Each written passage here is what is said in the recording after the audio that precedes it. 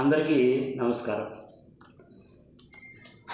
లోక్సభ ఎన్నికలు 2024, ఆంధ్రప్రదేశ్ శాసనసభ ఎన్నికలు 2024. ఇప్పటి వరకు 7 విడతల్లో దిగ్విజయంగా ఓటింగ్ పూర్తయింది. అయితే ఇది తుది ఘట్టానికి చేరుకుంది. జూన్ 4వ తారీఖున కౌంటింగ్ ప్రారంభమై అదే రోజు ఫలితాలు కూడా వెలువడే అవకాశాలు ఉన్నాయి. ఈ సందర్భంగా 2 రోజుల క్రితం అనేక సంస్థలు, అంటే గుర్తింపు పొందిన సంస్థలు, గుర్తింపు లేని సంస్థలు, అలానే స్థానిక సంస్థలు, జాతీయ సంస్థలు అనేక సర్వేలు చేసి వాటి యొక్క ముందస్తు ఫలితాలని ప్రకటించింది. అయితే భారతదేశంలో ఈ యొక్క సెఫాలజీ అనేది ఒక రకమైనటువంటి జ్యోతిష్యంగా మారిందని మాత్రం మనం ఘంటాపథంగా చెప్పవచ్చు. ఎందుకంటే భారతదేశంలో జనాభా సంగతి అందరికీ తెలిసిందే, అలానే ఓటర్లు కూడా చాలా ఎక్కువ.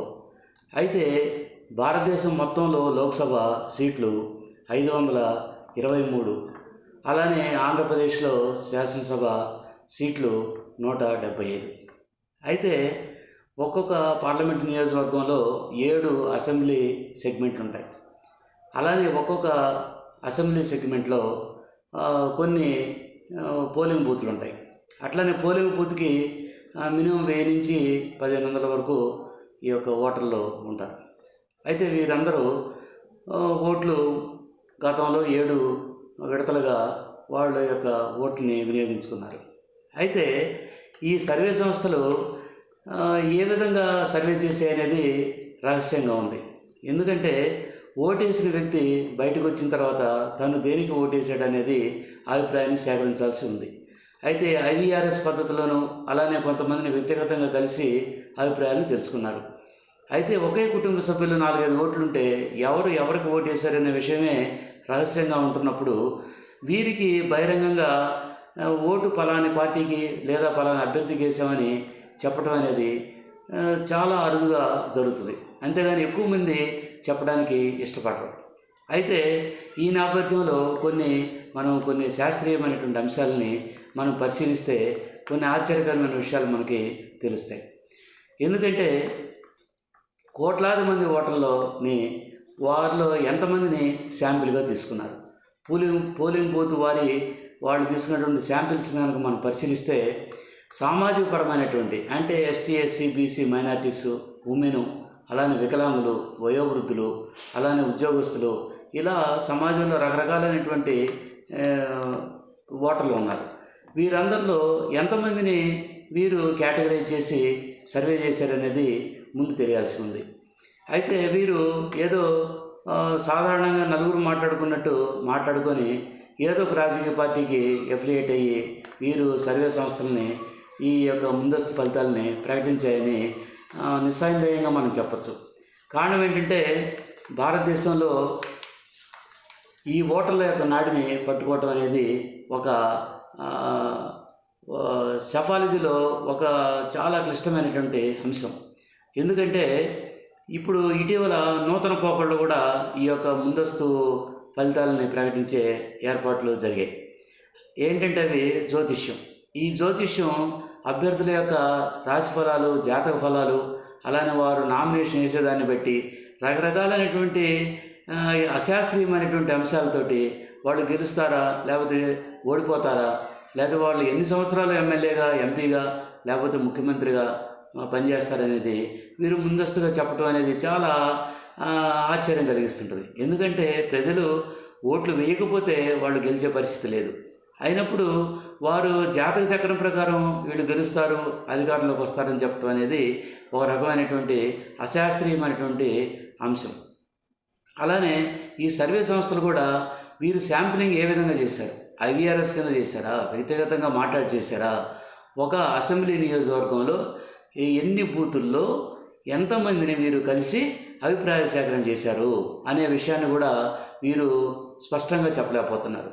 అయితే ఒక సర్వే సంస్థ మాత్రం మేము పోలైనటువంటి ఓట్ల యొక్క దీన్ని బట్టి మేము చెప్తున్నాము, రూరల్ ఏరియాలో కొన్ని చోట్ల 90% వచ్చింది, అలానే కొన్ని చోట్ల 76% వచ్చింది, కొన్ని చోట్ల 65% వచ్చింది అనే విశ్లేషిస్తున్నారే కానీ అసలు ఏ సామాజిక వర్గం ఏ విధమైనటువంటి వీరు శాంపిలింగ్ తీసుకొని విశ్లేషించారనేది శాస్త్రీయాంశంగా చెప్పలేకపోతున్నారు. అయితే ఈ యొక్క ముందస్తు ఎగ్జిట్ ఫలితాలని వల్ల ప్రయోజనం ఏంటి అసలు? భారతదేశంలో గత ఎన్నో ఎన్నికలకి సంబంధించి ఎన్నో సర్వే సంస్థలు చెప్తూనే ఉన్నాయి. ఏదో బై ఛాన్స్ అది నిజమయ్యే అవకాశం ఉంది. అంటే ఇది కొరిలేషన్ కావటమే కానీ వారు చెప్పినట్టు జరగటం కాదనేది అందరం అర్థం చేసుకోవాలి.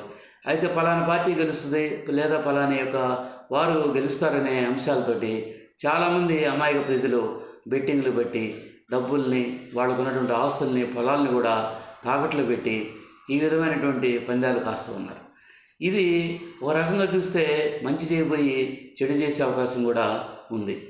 అంతేకాకుండా ఈ యొక్క ఆలోచన విధానాలు ప్రజలు ఆలోచించి కొంతమంది సున్నిత మనస్కులకి ఒక రకమైనటువంటి మానసికమైనటువంటి రుగ్మతలు కూడా ఏర్పడే అవకాశం ఉంటుంది. అయితే వీటన్నిటిని ఎలక్షన్ కమిషన్ ఒక్కసారి పునరాలోచించి అసలు ఈ ఎగ్జిట్ పోల్స్ని ఎందుకు మనం అలౌ చేస్తున్నాం అనేది ఒకసారి భారతదేశం అంతా చర్చ జరిపి దీని మీద ఒక మంచి నిర్ణయం తీసుకొని అలానే పార్లమెంట్లో కూడా చట్టం చేస్తే చాలా బాగుంటుంది. అయితే అసలు నిజమైన ఫలితాలు ఎప్పుడు వస్తాయి? బ్యాలెట్ పేపర్లు ఓపెన్ చేసి కౌంట్ చేయాలి. రెండోది ఈవీఎంలో నిక్షిప్తమైనటువంటి ఓట్లని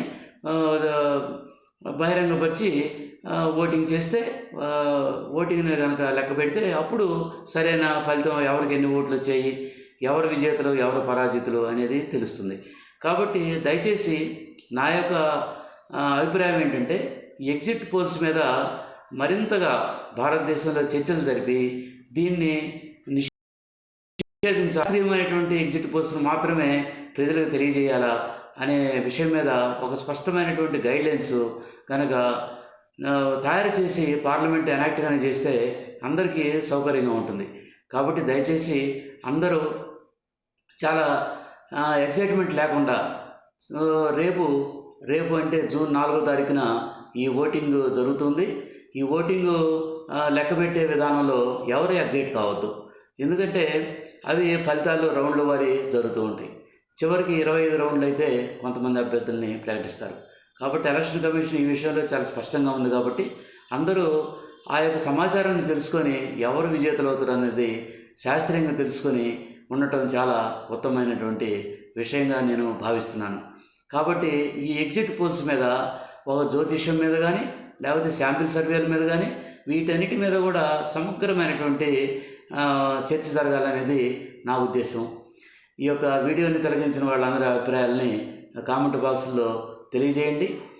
మనం ఇంకా భారతదేశ ప్రజాస్వామ్యానికి మనం ఇంకా ఏమేం చేయగలం అనేది కూడా మీ అభిప్రాయాన్ని తెలియజేస్తారని ఆశిస్తూ మీ నూతలపాటి నాగేశ్వరరావు. ధన్యవాదాలు.